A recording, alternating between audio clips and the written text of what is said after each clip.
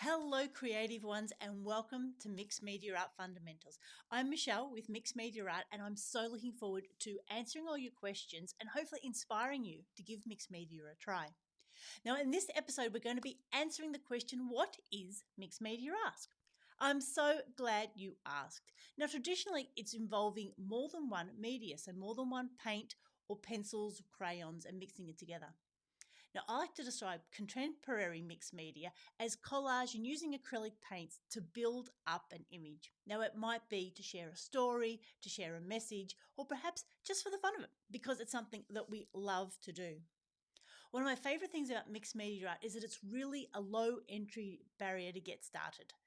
Anyone who's done any craft before, or even if you haven't, any of those skills that you would have used as an infant translate really well into mixed media art. Now, particularly if you were a card maker or a scrapbooker, you've already got heaps of techniques and tools that you can use on your mixed media journey. So there really is no excuses because there are so many different ways that you can get started in mixed media. I also love it because it really spans the gap between crafts and arts. Now, while we might use a lot of our craft techniques to get started, there are so many different art techniques that we can bring in, like composition and shading and color theory.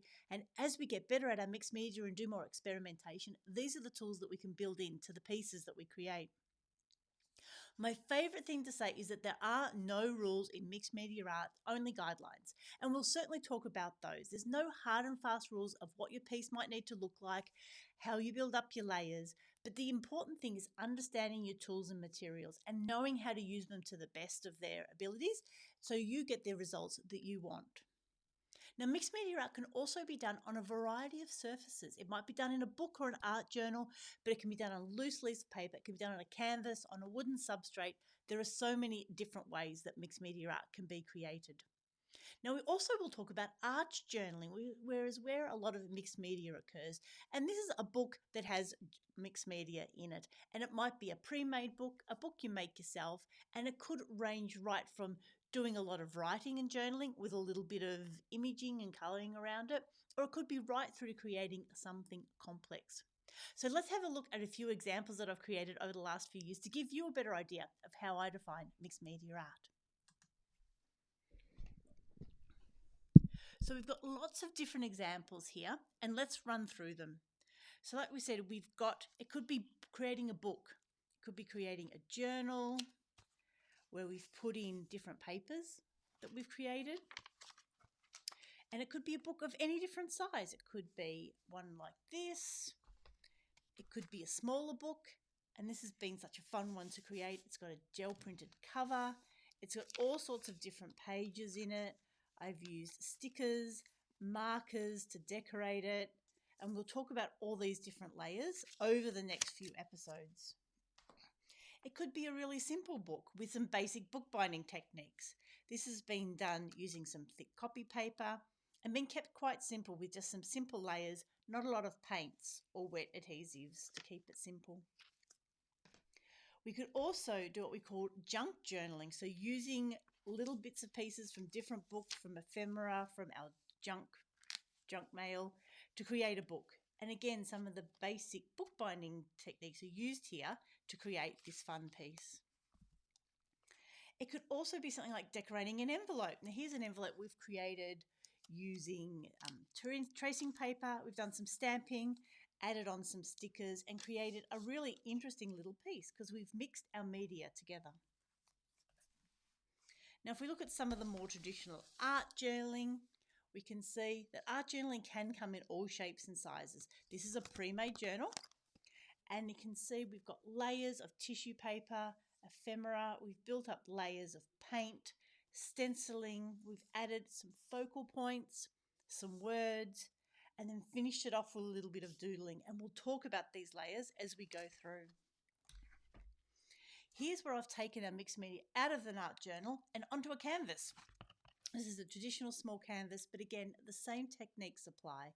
We've put down layers of ephemera, some paints, some stenciling and stamps, used a focal image. I didn't draw this, it was one that we bought and stuck on from rice paper, and then added some doodling to finish that off and make it a cohesive piece. We can also talk about really complex things as well. Now, this is our wooden board, which is great for mixed media because it's a nice firm surface. But again, the same techniques have been used with collage, paints, stenciling and stamping, rice papers in the backgrounds, and then this is being finished off with some chipboard. And because this is something to hang on the wall, I don't have to worry about how thick it might get. I can build up all the different layers. It's also a great way to play and experiment. One of my favorite things to do is some simple collage, creating circles out of our beautiful papers and putting them together, and then using some shading techniques to make it look like a really interesting piece.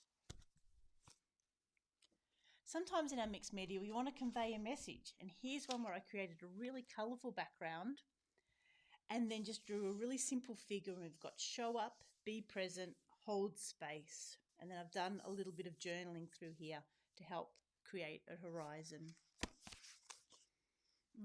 I also use it as a place for playing with techniques. So here's one I was playing with a while ago of creating a really interesting background, taping off some of the areas, and then using gesso to help knock that background back and make those areas stick out. So that's a really interesting way of creating different layers as well. And then, like I said, we can use it to help process what's going on. And this is one of my pandemic ones. We said, oh, please, 2022, please be gentle with us. And here's, again, another little character. We've got some paints in the back, some stenciling, again, some highlighting to create a really interesting piece. So like I said, there's no one way that mixed media has to look or feel. There's so many different ways that we can create it. And so I look forward to sharing some of my tips and tricks with you.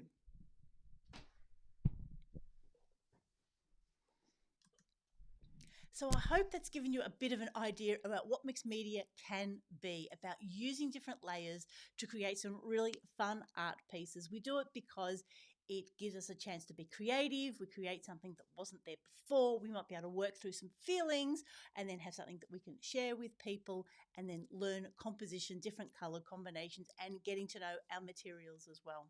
So I hope you've enjoyed this session of Mixed Media Art Fundamentals. We will continue to explore in the next few episodes. So make sure you put your questions in the comments, give us a like, thumbs up, subscribe, and we look forward to catching up with you soon.